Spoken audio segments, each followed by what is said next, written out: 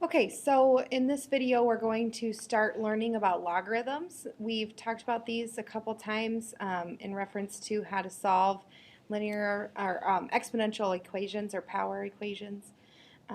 And so here's just the basic definitions you'll need to write down. So I'm just going to give you a little while to work on writing those down while I kind of talk through them a little bit.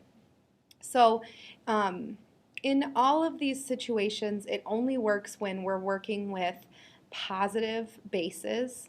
So we cannot use logarithms for something like -2 to the x power or any negative value, and we don't really do it for a value of 0 either. So we have to only work with logarithms when we're working with positive numbers. So in this one, logarithm base b of a equals x is equivalent to a equals b to the x power. And the most common logarithm is a logarithm with base 10. This is because a lot of time we work with bases of 10 when we're looking at even our number system is in base 10. Every unit in our number system is 10 bigger. What I mean by that is like ones, tens, hundreds, thousands, 10,000, so on and so forth. So common logarithm is with base 10. And then the change of base property. So if we're working with a different base, so in any situation where a base is something other than 10, we can easily change it into a base of 10. So log base b of a becomes log of a over log of b, and the common logarithm doesn't have any base written to it, and so if there's no base written with it, you know that it's a logarithm with base 10. And so this might just look like this. That's equivalent to, I guess you would say a equals 10 to the x power. If there's no base written in there, you know it's 10.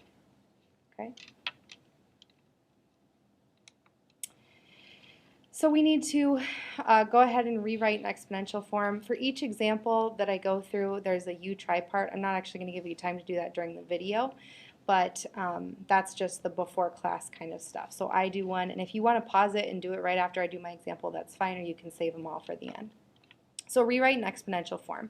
So log base 216 of 6 equals 1/3. Rewritten in exponential form says that 216 to the 1/3 power equals 6. So this is just converting back and forth between formats. In this one I want to rewrite in logarithmic form.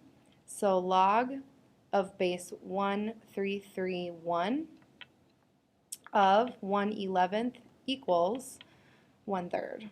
So I'm just applying the definition back and forth to convert between exponential and logarithmic form. And this is one of those things that for a while you're going to have the definition in front of you, and then after we do a whole bunch of them, then hopefully it'll come more naturally to you, and over time you'll be able to do it really quickly and kind of be able to convert back and forth easily.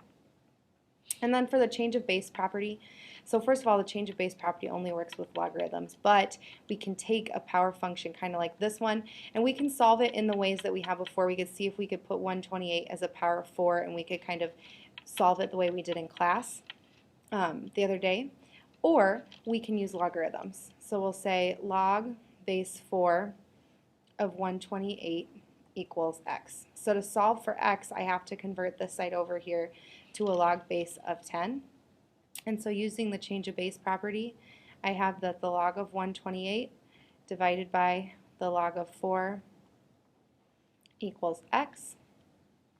And then what I would do is I would use my calculator here. Now, your Inspires will actually do logs of any base, and so the change of base property isn't as necessary in the Inspires, but on any other calculator that just has more basic functions, they'll be able to do only the common logarithm of base 10, and so that's why you need to be able to use the change of base property. So x equals 3.5 when I divided log of 128 divided by log of 4. All right, so there's one of each type for you to try and bring to class with you next time.